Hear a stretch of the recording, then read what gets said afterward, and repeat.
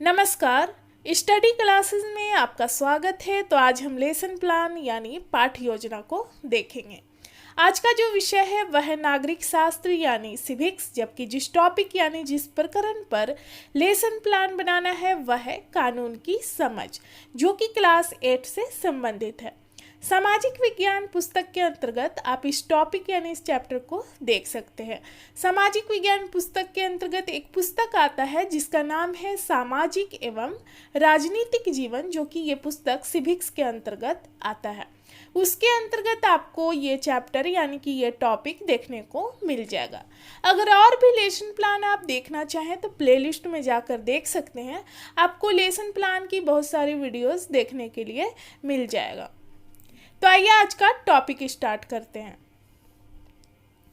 Lesson plan यानी पाठ योजना जब भी बनाना शुरुआत करें, अपने रजिस्टर की लेफ्ट पेज से इसकी शुरुआत करें। सबसे पहले लिखें विद्यालय का नाम, जिस विद्यालय में आपको पढ़ाने के लिए जाना है, फिर अपना नाम लिखेंगे, फिर आपका क्रमांक यानी रोल नंबर क्या है वो लिखेंगे। विषय हो जाएगा नागरिक शास्त्र। टॉपिक यानी कि जो प्रकरण आपको बनाने के लिए मिला है लेसन प्लान, उसको लिखेंगे। तो यहाँ पर है कानून की समझ। किस क्लास के लिए है? तो 8 क्लास के लिए। कितने समय तक पढ़ाना है? तो जो क्लासेस होती है 35 या 40 मिनट की होती है, वो लिखेंगे। किस घंटी में आपको पढ़ाने के लिए मिला है, डेट क्या है और आपका सत्र कौन सा चल रहा है, इन सारे चीज़ों को यहाँ पर लिखेंगे। उसके बाद आता है सामान्य उद्देश्य। सामान्य उद्देश्य में हम 5 पॉइंट लिखेंगे लगभग, जो कि हमारा विषय से संबंधित होता है। विषय है यहाँ पर हमारा नागरिक शास्त्र। तो इसमें पहला पॉइंट है छात्रों में नागरिक शास्त्र विषय के प्रति रुचि उत्पन्न करना। दूसरा है छात्रों में देश प्रेम की भावना का विकास करना। तीसरा है छात्रों की मानसिक शक्तियों का विकास करना। चौथा है छात्रों की दृष्टिकोण में व्यापकता का विकास करना। और पांचवा है छात्रों की तार्किक शक्तियों का विकास करना। उसके बाद विशिष्ट उद्देश्य आता है, जो कि हम प्रकरण से संबंधित पॉइंट को लिखेंगे। इसके उद्देश्य क्या है? जैसे हमारे प्रकरण है कानून की समझ, तो इसके अंतर्गत हम 5 पॉइंट देखेंगे। पहला है छात्र कानून के विषय में जान सकेंगे। दूसरा है छात्र कानून के विषय से परिचित हो सकेंगे एवं कानून के नियमों को जान सकेंगे। तीसरा नंबर है छात्र दैनिक जीवन से संबंधित उदाहरण की सहायता से कानून का ज्ञान विकसित कर सकेंगे। चौथा है छात्र कानून से संबंधित विषय को चार्ट पेपर द्वारा प्रदर्शित करने का कौशल विकसित कर सकेंगे। और पांचवा है छात्रों में कानून से संबंधित पत्र पत्रिकाओं को पढ़ने की रुचि विकसित हो सकेगी। उसके बाद हम राइट पेज में आएंगे। यहाँ पर लिखेंगे सहायक शिक्षण सामग्री, यानी कि पढ़ाने के लिए आप किन किन सामग्री का प्रयोग करेंगे। तो चौक, डस्टर, चार्ट, पॉइंटर, श्यामपट्ट और अन्य शिक्षण सहायक सामग्री। किस विधि का प्रयोग करेंगे? तो व्याख्यान एवं प्रश्नोत्तर विधि। पूर्व विज्ञान में हो जाएगा छात्र जो है यानी कि इस टॉपिक के बारे में सामान्य जानकारी रखते हैं, यानी कि उनको पहले से थोड़ी बहुत नॉलेज है। वर्ग व्यवस्था में हो जाएगा छात्र अध्यापक या अध्यापिका जो भी हैं अपने सुविधा के अनुसार वर्ग को व्यवस्थित करेंगे। उसके बाद प्रस्तावना का पॉइंट आता है।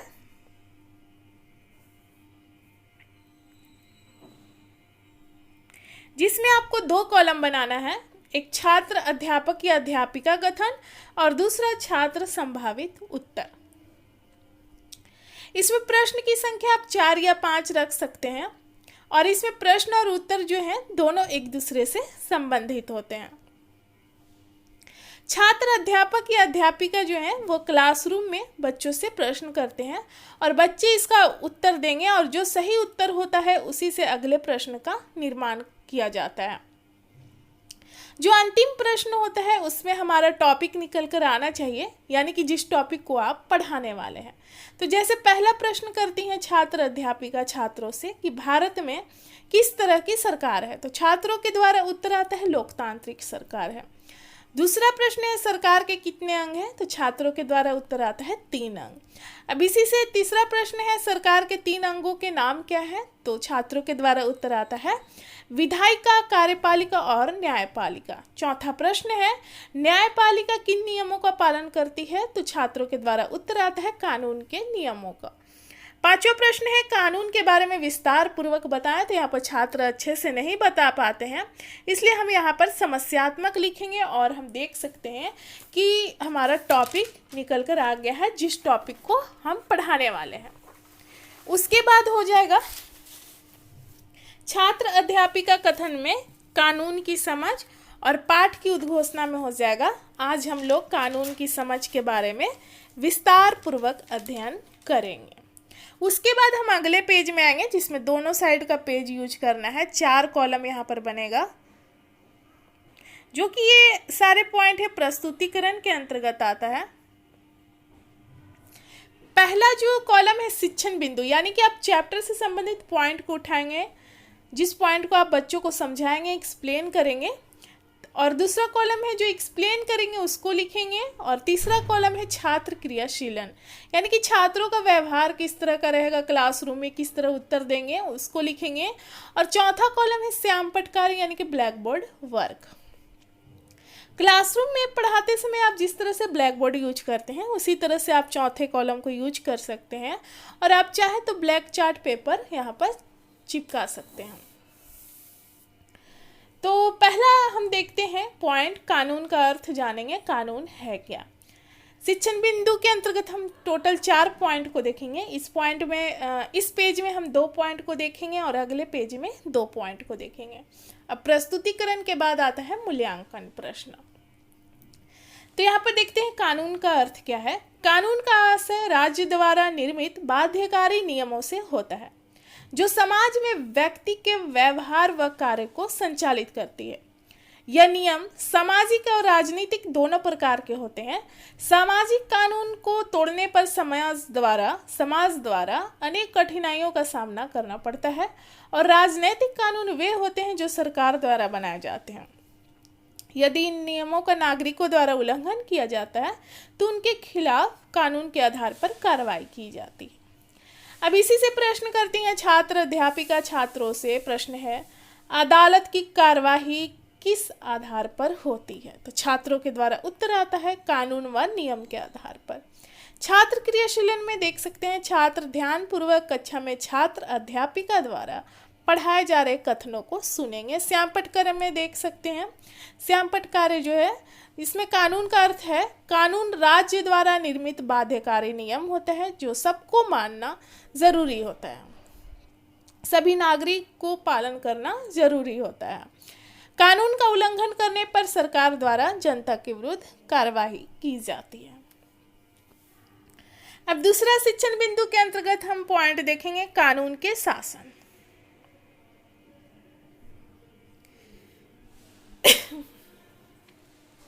कानून धर्म, जाति, लिंग के आधार पर लोगों के बीच कोई भेदभाव नहीं करता। कानून के शासन का अर्थ है सभी कानून देश के सभी नागरिकों पर समान रूप से लागू होता है। कानून के ऊपर कोई व्यक्ति नहीं होता तथा किसी भी व्यक्ति के द्वारा कानून का उल्लंघन नहीं किया जाता है। अगर उल्लंघन किया जाता है तो नियमों के आधार पर व्यक्ति के विरुद्ध कार्रवाई की जाती है। सजा तक पहुंचने की भी एक विशेष प्रक्रिया है जिसमें व्यक्ति का अपराध साबित किया जाता है तभी उसको दंड दिया जाता है। अब इसी से प्रश्न करती हैं छात्र अध्यापिका छात्रों से कि कानून किस आधार पर लोगों के बीच भेदभाव नहीं करता, तो धर्म, जाति, लिंग आदि के आधार पर, यानी कि छात्रों के द्वारा यहाँ पर उत्तर आएगा धर्म, जाति, लिंग आदि के आधार पर कानून किसी तरह के लोगों के बीच भेदभाव नहीं करता है। श्याम पटकार में देख सकते हैं कानून के शासन, कानून जो है धर्म, जाति और लिंग के आधार पर लोगों के बीच कोई भेदभाव नहीं करता है। उसके बाद हम अगले पेज में आएंगे, तीसरा शिक्षण बिंदु पॉइंट देखेंगे। तीसरा पॉइंट कानून का निर्माण। कानून बनाने में संसद की महत्वपूर्ण भूमिका होती है। संसद की जिम्मेदारी होती है कि वह लोगों के सामने आ रही समस्याओं को समझे, देखे और उनके हित के अनुसार कानून का निर्माण करें।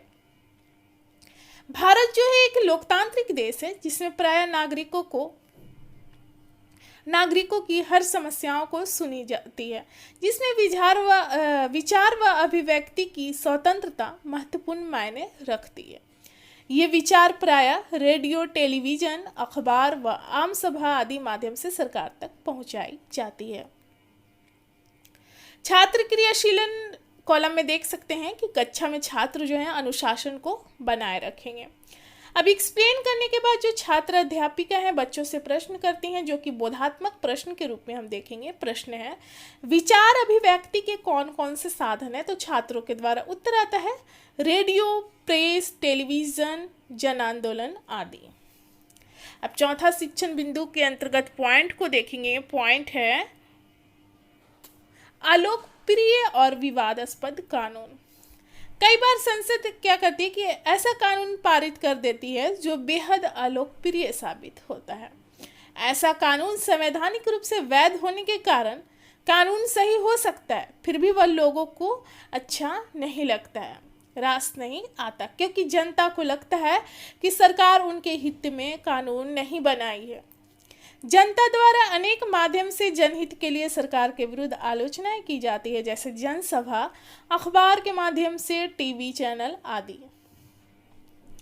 भारत जैसे लोकतांत्रिक देश में आम नागरिकों को संसद द्वारा बनाए जाने वाले दमनकारी कानून के बारे में अपनी असहमति व्यक्त करने का अधिकार है। अब इसी से प्रश्न करती हैं छात्र अध्यापिका छात्रों से। प्रश्न है, अलोकप्रिय कानून के विषय में जनता सरकार के विरुद्ध क्या करती है? तो छात्रों के द्वारा उत्तर आता है आलोचनाएं करती है। जनता जो है सरकार के विरुद्ध आलोचनाएं करती है। यहाँ पर देख सकते हैं श्याम पटकार में अलोकप्रिय एवं विवादास्पद कानून जो है, जनता ऐसे कानून के विरोध में सरकार की आलोचनाएं करती है। अब उसके बाद हम अगले पेज में आएंगे। ये सारा प्रस्तुतिकरण के अंतर्गत पॉइंट था। अब उसके बाद अगले पेज में आएंगे, मूल्यांकन करेंगे। पढ़ाने के बाद मूल्यांकन करना जरूरी होता है। मूल्यांकन के आधार पर ही पता चलता है कि जो भी टॉपिक पढ़ाया गया बच्चों को उनको समझ में आया है या नहीं आया है।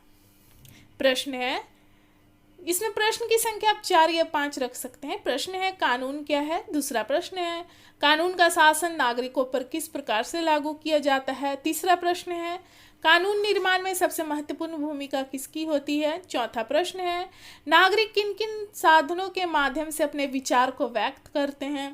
पांचवा प्रश्न है, अलोकप्रिय व विवादास्पद कानून के विषय में जनता क्या करती है? उसके बाद हम आएंगे पुनरावृत्ति। पुनरावृत्ति में क्या है कि आप जो पढ़ाए हैं उसको छोटे क्रम में एक बार बच्चों के सामने प्रस्तुत कर देना है, ताकि जो भी टॉपिक है वो अच्छे से क्लियर हो जाए। पहला पॉइंट है, कानून का आशय राज्य द्वारा निर्मित बाध्यकारी नियमों से होता है जो समाज में व्यक्ति के व्यवहार व कार्यों को संचालित करती है। दूसरा पॉइंट है, कानून जाति, धर्म, लिंग आदि के आधार पर कोई भेदभाव नहीं करता तथा सभी नागरिकों पर समान रूप से लागू होता है। तीसरा पॉइंट है, कानून निर्माण में संसद की सबसे महत्वपूर्ण भूमिका होती है। और चौथा पॉइंट है, अलोकप्रिय व विवादास्पद कानून के विषय में जनता सरकार के विरुद्ध आलोचना करती है। उसके बाद होमवर्क यानी गृह कार्य, तो इसके अंतर्गत आप 2-3 प्रश्न दे सकते हैं बच्चों को, और प्रश्न जो है वो पुस्तक से संबंधित होने चाहिए ताकि बच्चे इसका उत्तर घर पर अच्छे से कर सकें। प्रश्न है, कानून क्या है? और दूसरा प्रश्न है, कानून का निर्माण कौन करता है? तो यहाँ पर जो लेसन प्लान यानी पाठ योजना है यहाँ पर समाप्त होता है। मिलते हैं अगले लेसन प्लान के साथ अगले वीडियोज़ में। धन्यवाद।